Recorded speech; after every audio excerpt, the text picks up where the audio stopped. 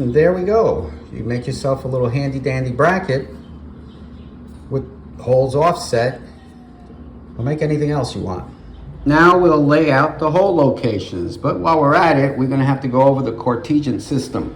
First off, I'm converting the fractions like ½ inch to decimal. So you take the 1 divided by 2 and you get 0.5. You get 5/8 is 625.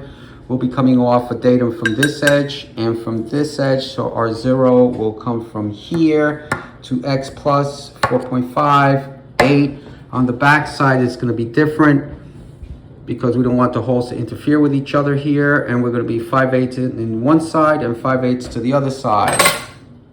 Now once we get our coordinates set, you could just scribe it from the distance from here. And you just score here. This is and setting it to a different length, like in this case, the 3 inches, and you scribe that, and then scribe this one. And now we're ready to center punch. Now when you're going to center punch, it's kind of hard because you have to see that the point's in the middle of the 2 lines, and then look at it this way, and I would say look at it this way.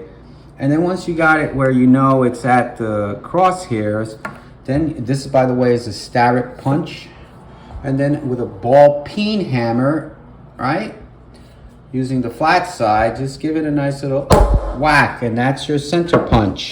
That if I had first try to hold it this way, because of the shape of the material, it tends to buckle up and move because the material is not totally flat. So in this case, I had to put it, or find that locating it this way keeps the part more stable and doesn't move on me. Sometimes this becomes a major problem.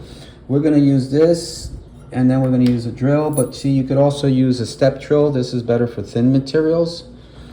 You could use a spotting tool to spot the hole, which is almost like a center drill, just a little bit different.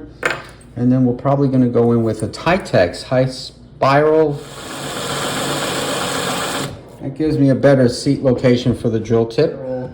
It's a better, sharper geometry, our Titex drill.